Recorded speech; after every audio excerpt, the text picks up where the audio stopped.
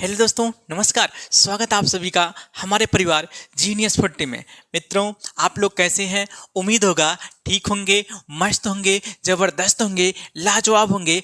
आज का टॉपिक है अनंत लंबाई के एक समान आवेशित सीधे तार के निकट वैद्युत छेद की तीव्रता। ठीक मित्रों, स्क्रीन पर जो नोट्स दिखेगा इसी नोट्स के हिसाब से अपने नोट्स तैयार करना, जिसका पीडीएफ आपको टेलीग्राम पर मिलेगा। इसका लिंक डिस्क्रिप्शन बॉक्स में दिया गया। मित्रों, यहां देखते हैं, माना अनंत लंबाई की एक पतली तार रेखा है जिस पर प्रति एकांक लंबाई पर आवेश का रेखीय घनत्व लैम्डा है। इससे स्मॉल आर दूरी पर एक बिंदु P है जिस पर विद्युत छेद की तीव्रता ज्ञात करनी है। तो सबसे पहले हम क्या करते हैं, एक अनंत लंबाई की पतली तार रेखा है जो एक समान रूप से आवेशित है। इसके प्रति एकांक लंबाई पर आवेश का रेखीय घनत्व लैम्डा है। इससे स्मॉल आर दूरी पर एक बिंदु P है। इससे स्मॉल आर दूरी पर एक बिंदु क्या है? P है। और इसी बिंदु P पर हमें वैद्युत छेद की तीव्रता ज्ञात करना है। अब क्या करते हैं, स्मॉल आर दूरी पर एक बिंदु P है जिस पर वैद्युत छेद की तीव्रता ज्ञात करते हैं। इसके बाद क्या करते हैं, रेखा को अक्ष मानकर आर त्रिज्या और यल लंबाई की एक बेलन की रचना करते हैं जो गौसी पृष्ठ की तरह कार्य करता है। तो हम क्या कर देते हैं, आर त्रिज्या और यल लंबाई की, आर त्रिज्या हो गया और यल लंबाई की एक बेलन की रचना करते हैं। एक बेलन की क्या हो गया है? रचना हो गया है जो गौसी पृष्ठ की तरह कार्य करता है। ठीक मित्रों, अब इसके बारे में हम लिखते हैं। माना कि अनंत लंबाई की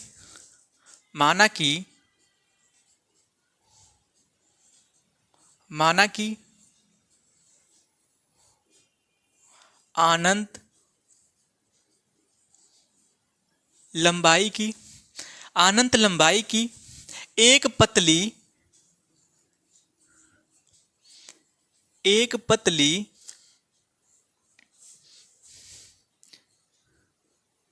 तार रेखा है।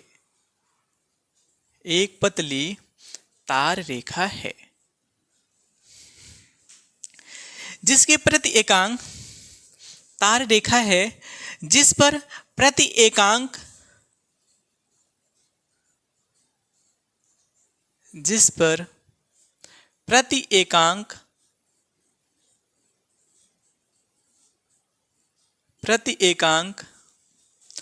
लंबाई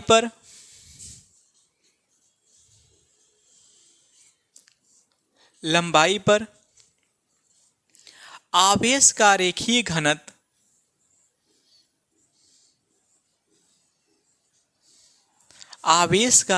घनत्व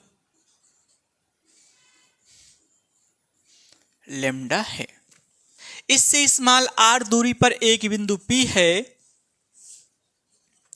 इससे स्मॉल आर दूरी पर एक बिंदु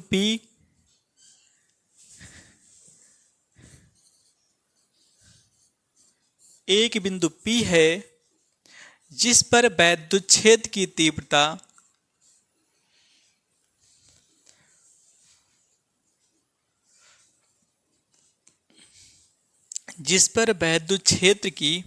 तीव्रता ज्ञात करनी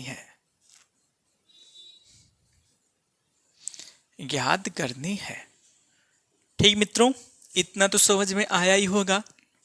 अब क्या करते हैं, रेखा को अक्ष मानकर स्मॉल आर त्रिज्या तथा यल लंबाई की एक बेलन की रचना करते हैं जो गौसी पृष्ठ की तरह कार्य करता है। आगे लिखते हैं, रेखा को अक्ष मानकर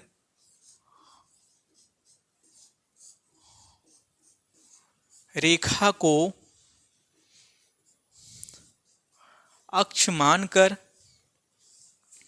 रेखा को अक्ष मानकर आर त्रिज्या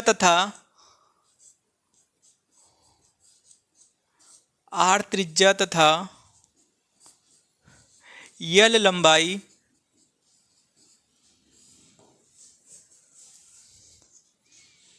की एक बेलन की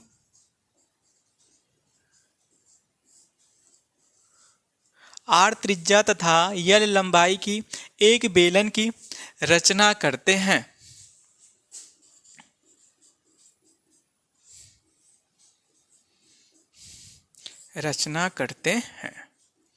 रेखा को अक्ष मानकर आर त्रिज्या तथा यल लंबाई की एक बेलन की रचना करते हैं जो गौसीय पृष्ठ की तरह कार्य करता है। जो गौसीय पृष्ठ की तरह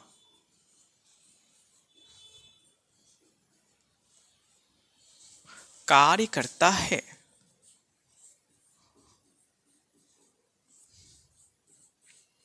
मित्रों, इतना तो समझ में आ ही गया होगा। यहाँ पर देखते हैं दोस्तों, हमारे 3 सतह दिख रहा है।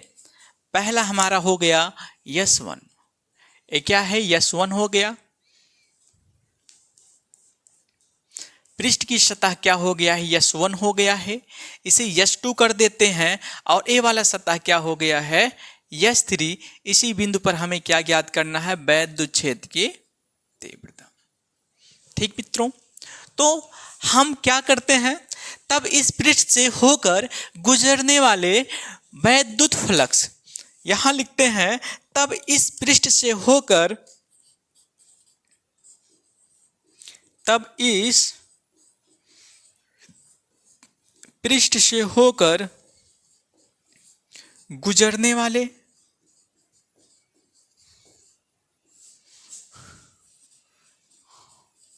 वैद्युत फ्लक्स,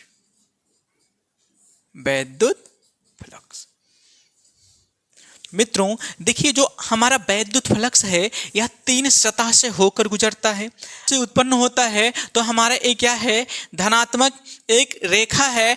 अगर हम वैद्युत क्षेत्र की तीव्रता देखते हैं तो इसका दिशा क्या होगा? इसका दिशा इधर हो जाएगा। और जो हमारा क्षेत्रफल जो वेक्टर होता है उसका दिशा क्या हो जाता है? हमेशा सतह के लंबवत होता है। अगर हम S3 सतह को देखते हैं, यहाँ पर हम देखते हैं हमारा क्या है? एक बेलन है। इस बेलन में कितनी सतह है? एक सतह ए हो गया है, ये दूसरा सतह है, ये कौन सा सतह है? तीसरा सतह है। अगर हम देखें वैद्युत क्षेत्र, इस बॉटल के अंदर अगर धन आवेश रख दिया जाता है तो वैद्युत क्षेत्र की तीव्रता की दिशा क्या हो जाता है? धन आवेश से दूर। ठीक मित्रों, यहां S1 सतह, S2 और S3, जो वैद्युत क्षेत्र की तीव्रता की दिशा क्या होता है? धन आवेश से दूर होता है। अब आगे देखते हैं इन तीनों सतह से होकर गुजरने वाले वैद्युत फ्लक्स, तो क्या हो जाएगा? यहां पर हम लिखते हैं फाई ई बराबर हो जाएगा E S1 cos θ1। दूसरा सतह क्या हो जाएगा? E S2 cos θ2। तीसरा सतह क्या हो जाएगा? E S3 cos θ3। ठीक मित्रों, अब यहां पर देखते हैं θ1, θ2 और θ3 का मान क्या होगा। हम एक बेलन लेते हैं, एक बेलन हो गया है। इस बेलन में हमारे 3 सतह है और इन्हीं तीनों सतह से वैद्युत फ्लक्स क्या गुजरेगा। ठीक है, पहला सतह हमारा ये हो गया S1 हो गया है, दूसरा सतह हमारा S2 हो गया है, तीसरा सतह हमारा ये पूरा हो गया। अब यहां पर देखते हैं इसके अंदर अगर हमारा धनात्मक आवेश है तो धनात्मक आवेश के कारण वैद्युत क्षेत्र की तीव्रता क्या हो जाता है? धन आवेश से दूर। ऐसे अगर हम देखें, और जो हमारा सतह होता है, इस सतह पर क्षेत्रफल सदिश, हम कह सकते हैं क्षेत्रफल का दिशा क्या हो जाता है, इस सतह पर क्षेत्रफल सदिश क्या होता है, सतह के लंबवत होता है। तो यहां पर अगर देखते हैं वैद्युत क्षेत्र की तीव्रता ए हो गया है, इस सतह पर लंबवत क्या हो जाएगा, ए हो जाएगा। दोनों के बीच की कोण देखते हैं तो क्या हो जाता है, इस S3 में वैद्युत क्षेत्र की तीव्रता और क्षेत्रफल सदिश के बीच का कोण क्या हो जाता है, 0 अंश। ठीक है, अगर हम सतह S1 के लिए देखते हैं तो S1 के लिए हमारा वैद्युत क्षेत्र की तीव्रता की दिशा हमारा ए है, S2 में वैद्युत क्षेत्र की तीव्रता की दिशा आपका ए है, और अगर हमारा क्षेत्रफल सदिश की दिशा देखते हैं तो क्या हो जाता है, वैद्युत क्षेत्र की तीव्रता की दिशा हमारा ए हो गया है। इस सतह पर लंबवत जो होगा यही क्या होता है, क्षेत्रफल सदिश। अगर देखा जाए तो इनके बीच का कोण क्या हो जाता है, 90 अंश। तो हम यहां कर सकते हैं θ1 बराबर क्या हो गया है, 90 अंश। θ1 बराबर क्या हो गया है, 90 अंश। ठीक मित्रों, अगर इसी प्रकार दूसरे सतह पर हम देखते हैं, वैद्युत क्षेत्र की तीव्रता की दिशा ए हो गया है, इस सतह पर लंबवत ए हो गया है, S2 पे सतह 2 पर जो हमारा वैद्युत क्षेत्र की तीव्रता और क्षेत्रफल सदिश के बीच का कोण बनेगा, कितना बनेगा, 90 अंश। ठीक है मित्रों, तो यहां पर देखते हैं जो हमारा θ1 हो गया है 90 अंश है, θ2 भी कितना बन रहा है, 90 अंश बन रहा है, और जो θ3 है ये कितने अंश का कोण बना रहा है, 0 अंश का कोण बना रहा है। तो हम इसी में मान रखते हैं। तो यहां जब हम मान रखेंगे तो फाई ई बराबर क्या हो जाएगा, ई S1 कॉस θ1 का मान जब 90 अंश रखेंगे तो कॉस 90 अंश हो गया, प्लस ई S2 θ2 का मान जब रखेंगे तो कॉस 90 अंश हो जाएगा, फिर प्लस ई S3 θ3 का मान जब रखते हैं तो θ3 का मान क्या हो जाता है, 0 अंश। तो कॉस क्या हो गया है, 0 अंश। ठीक मित्रों, इतना समझ में आया ही होगा। अगर हम देखें cos 90 अंश का मान 0 होता है, जब हम 0 से हम गुणा करते हैं तो ये पूरा मान 0 हो जाएगा। cos 90 अंश का मान 0 हो गया है, जब 0 से गुणा करेंगे पूरा वैल्यू 0 हो जाएगा। वैसे फाई ई बराबर क्या हो जाएगा, ई S3, और क्या हो जाता है, cos 0 अंश का मान 1 होता है। तो यहाँ पर हम नोट करते हैं, यहां पर नोट करते हैं तो हमारा फाई ई बराबर क्या हो जाएगा, फाई ई बराबर लिख सकते हैं ई S3, और cos 0 अंश का मान 1 होता है। तो यहाँ पर हो गया है ई S3 हो गया है, जहां S3 बराबर क्या रख सकते हैं, जो हमारा ई S3 है, S3 क्या है, बेलन का वक्र पृष्ठीय क्षेत्रफल, बेलन का वक्र पृष्ठीय क्षेत्रफल। तो हम यहाँ S3 का मान रख सकते हैं। तो फाई ई बराबर हो जाएगा ई 2 पाई आर यल। जहां पर हम लिख देते हैं, यहां पर हम लिख देते हैं S3 बराबर 2 पाई आर यल, बेलन का वक्र पृष्ठीय क्षेत्रफल, बेलन का वक्र पृष्ठीय क्षेत्रफल। ठीक मित्रों, इसे समीकरण हम 1 बना देते हैं। ये हमारा समीकरण क्या हो गया है, 1। इतना तो समझ में आया ही होगा। मित्रों, इसका स्क्रीनशॉट लीजिए या तो नोट करिए, फिर आगे देखते हैं।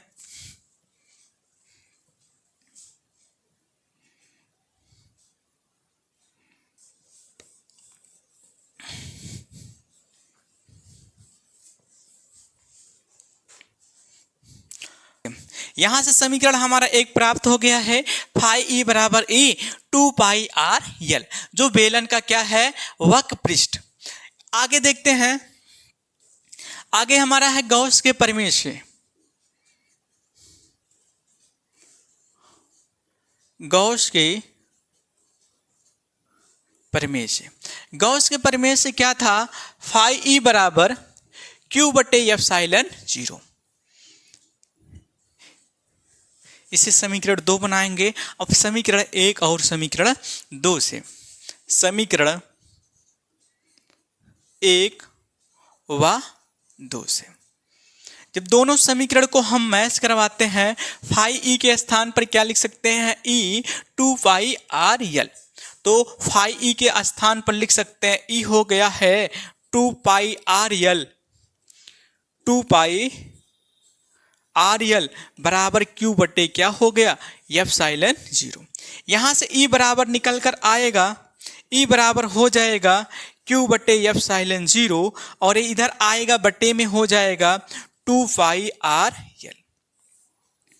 2 पाई क्या हो गया है, आर यल हो गया है। यहां से हम देखते हैं तो ई बराबर हो जाता है, क्यों हम लिख देते हैं ई बराबर क्यू का मान होता है लेमडा यल और बटे में हो गया है 2 पाई आर यल एप्सिलॉन 0। यल से यल कैंसिल होगा, अच्छा हुआ क्या है, ई बराबर लेमडा बटे 2 पाई एप्सिलॉन 0 आर। इसका मात्रक होता है न्यूटन प्रति कूलम, न्यूटन प्रति कूलम।